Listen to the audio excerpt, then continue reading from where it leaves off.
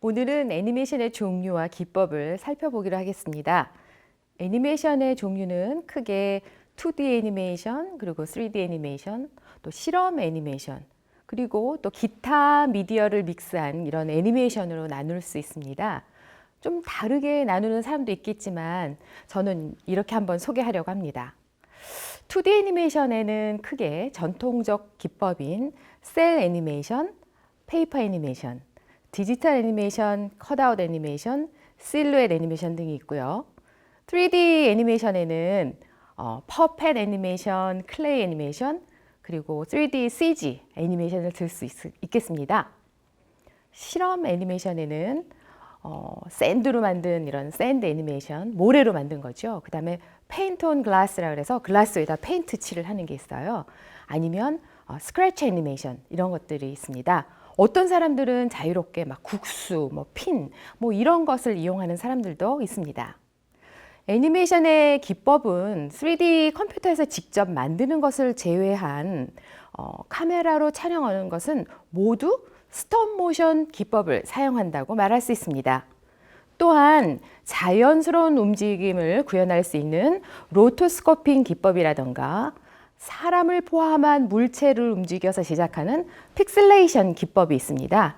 또한 시간의 움직임을 다르게 해서 만드는 타임 랩스 등 다양한 기법을 사용하고 있습니다. 애니메이션 종류를 또 이 범위를 한마디로 규정하는 것은 좀 어려운 것 같네요. 그런데 특별히 이 과목을 통해서 여러분들이 픽셀레이션 기법을 이용한 영상을 제작해 보는 것이 목표이니까 잘 들었으면 좋겠습니다.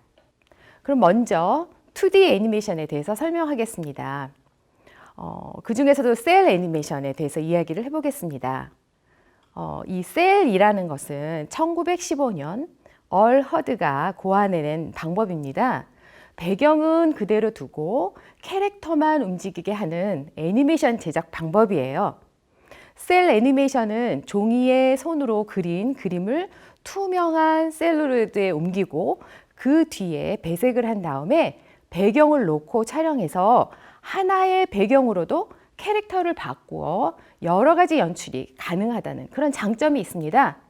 가끔은 배경의 그림뿐만 아니라 실제로 만든 모형을 놓고 촬영을 해서 입체감을 더 주었습니다. 셀 이전에는 종이를 사용했는데 페이퍼 애니메이션보다 이 셀은 제작 기간이 훨씬 단축되어서 제작비를 줄일 수 있을 뿐만 아니라 많은 사람이 나누어서 이 셀을 작업을 할 수 있다는 점 때문에 상업주의적인 작품은 이 기법을 가장 많이 사용했습니다. 장편 애니메이션의 경우 수만 장의 셀을 그려야 이것을 완성할 수 있었습니다. 또 셀이 비싸기도 해서 디즈니 같은 경우는 한 번 사용한 셀을 신나로 이렇게 지워서 3번까지도 사용할 수 있었다고 합니다. 그 셀에 그렸던 그 아름다운 아트워크들이 다 사라진 것은 좀 안타까운 일이에요. 셀로 만든 주요 작품으로는 1937년에 최초 장편 애니메이션인 백설공주와 7난쟁이가 있고요. 1940년 월트 디즈니의 팬테이지아가 있죠. 1954년 영국 존 할라스와 조이 바첼로의 동물농장이 셀 애니메이션으로 만들었습니다. 우리나라 최초 장편 애니메이션 홍길동도 셀 방식으로 만들어졌죠. 지난 시간에 소개했지만 홍길동에는 12만 5천여 장의 셀 그림이 소요됐고요. 이를 다 이으면 3,700여 킬로미터에 달했다고 합니다. 1987년 캐나다의 작가 프레드릭 백이라는 사람이 있는데요. 이 사람은 나무를 심는 사람이란 2D 애니메이션을 제작했습니다. 그 이야기의 줄거리는 혼자 살면서 여러 해에 걸쳐 수만 그루의 나무를 심어서 심어온 조용한 양치기 이야기인데요. 메마르고 황폐한 땅에 생명을 불어넣는 과정을 잘 묘사하고 있습니다. 30분짜리 극장용 단편 애니메이션 영화로 광택을 없앤 그 아세테이트 위에 색 연필로 작업을 했고요. 5년 6개월이란 기간이 걸렸다고 합니다. 을 유지하며 그를 뒤따라갔다.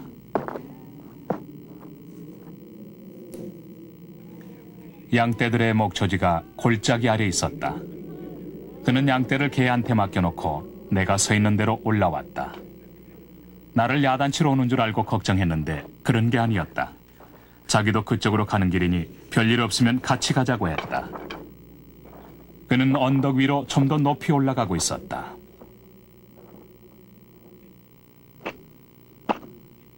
목적지에 도착하자 그는 쇠막대를 땅에 박기 시작했다.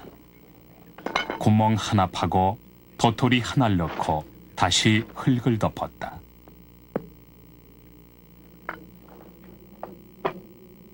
참나무를 심고 있었다. 나는 그에게 이 땅이 당신 것이냐고 묻자 아니라고 했다. 누구 땅인지 그가 알았을까? 알지 못했다. 양치기는 이 땅이 교구 재산인 공유지거나 이 땅에 관심 없는 사람의 소유일 거라고 생각했다. 하지만 그는 개의치 않았다. 그래서 아주 정성껏 100개의 도토리를 심었다.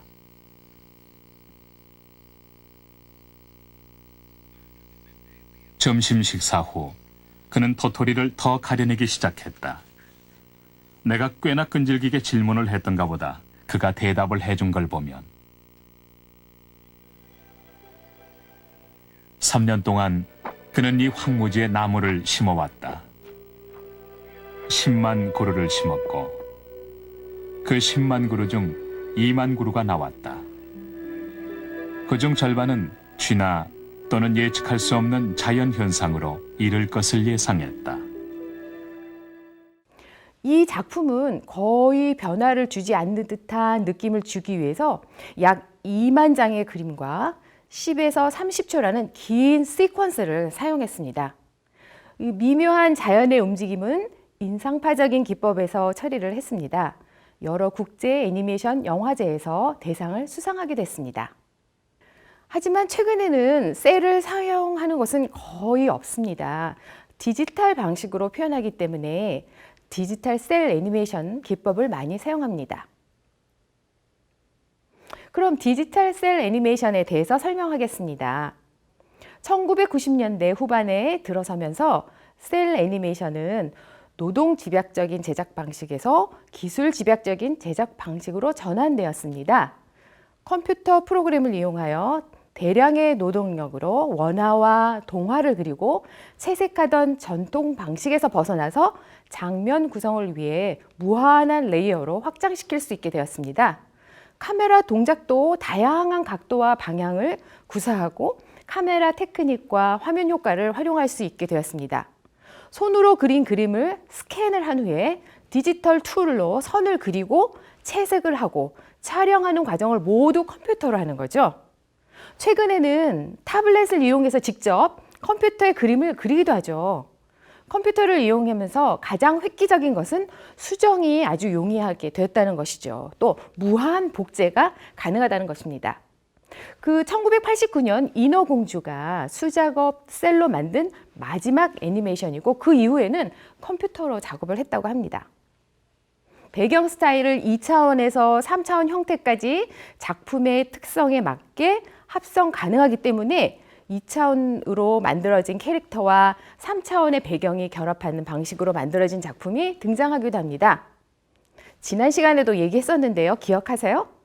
바로 1991년 미녀와 야수에서는 컴퓨터 애니메이션 프로덕션 시스템인 캡스를 이용해서 드로잉과 채색을 컴퓨터로 전환했어요. 그래서 2차원으로 만든 그 캐릭터와 3차원 배경을 결합해서 이전 셀 애니메이션은 볼 수 없었던 역동적인 장면을 연출하였습니다. 최근 TV에서는 2D 애니메이션, 디지털 셀 애니메이션 방식을 많이 사용합니다. 2016년 초기에 반달이라는 회사에서 만든 외계 가족 졸리 폴리를 소개하겠습니다. 새로운 보금자리를 찾아 우주를 헤매다 지구를 발견한 좌충우돌 젤리 외계인들이 지구에 적응하면서 겪는 소동을 그린 코믹 애니메이션인데요. 3세에서 7세 유아를 대상으로 만든 교육용 컨텐츠입니다. 외계인들은 멀고 먼 은하계 넘어 1년 내내 차가운 행성 졸리폴리에 살아요.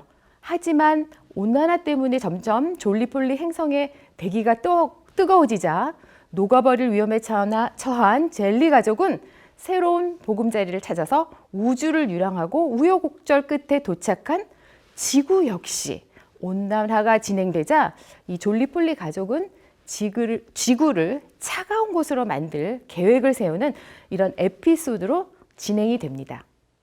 그럼 학생들이 만든 작품을 몇 개 감상하시겠습니다.